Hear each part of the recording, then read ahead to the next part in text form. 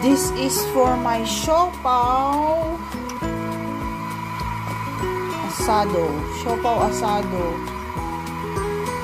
Naluto ko na yung palaman. And then, ako ay nagagawa ng aking dough ng siopaw.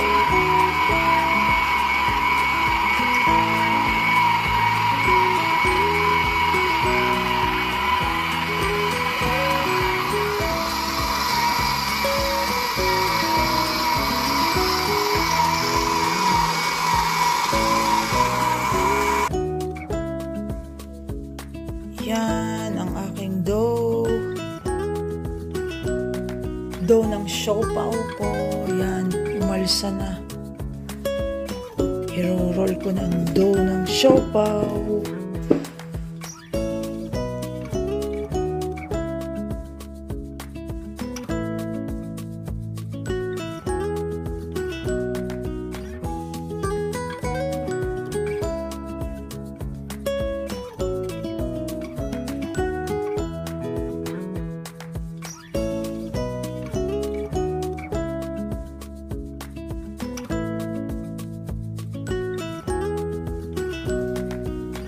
Malambot yung aking pagkado kasi nilagyan ko ng yung Crisco, yung lard. Saka may oil pa siya. Kaya super lambot. Madaling i-roll siya. Sana perfect ang pagka-tinapay. Babalik tayo. Pakita ko sa inyo paano magbalot.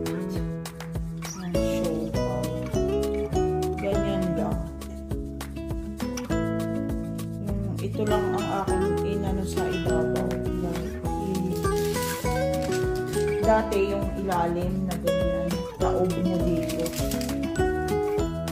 Ngayon, ilagay ko ng sa ibabaw. Maraming palaman yan. Pork belly na asado.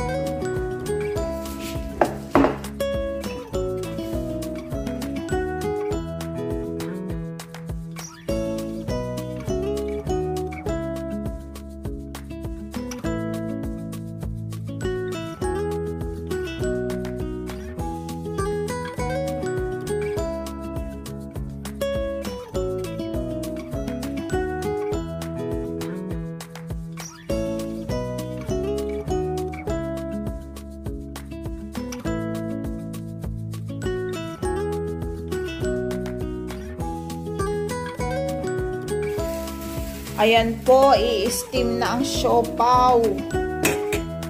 Pang sariling siopaw lang naman ito. Kaya kahit pangit, basta okay ang lasa. Hoy!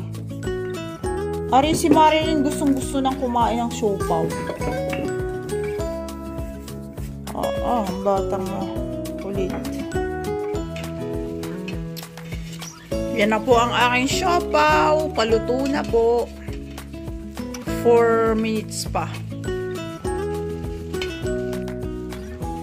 Hindi na po makahintay ang isang bata. Gusto lang kumain ng siopaw. Kanina nung niro-roll ko ang dough ay kinukuha ang dough at kinakagat. Kinakagat na po na rin batang ari yung dough. Kahit hilaw pa. Nagutom na ang batang makulit.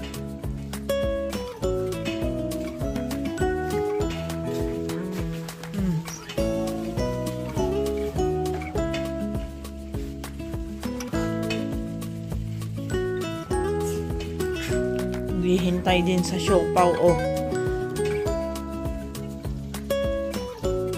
Naghihintay din sa siopaw aring isang bata. Aahunin ko na ang aking siopaw. Luto na siya, guys. Kahit ganyan ang itsura niyan, perfect ang bun, malambot. May i-steam pa ako ditong dalawa. Hindi ko muna pinatay ang apoy.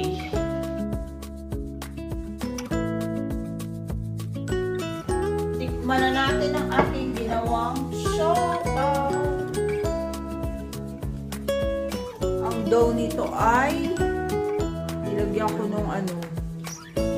Dati walang ano eh, yung Crisco, yung tawag dun. Shortening ba tawag. Oh, look at that. Malambot siya. Asado. Asadong-asado ang lasa.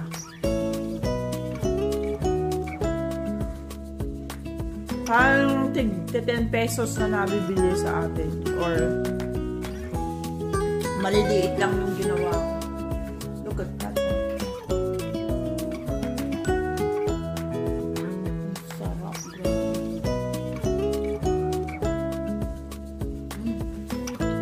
Kahit wala ng sauce. Masarap.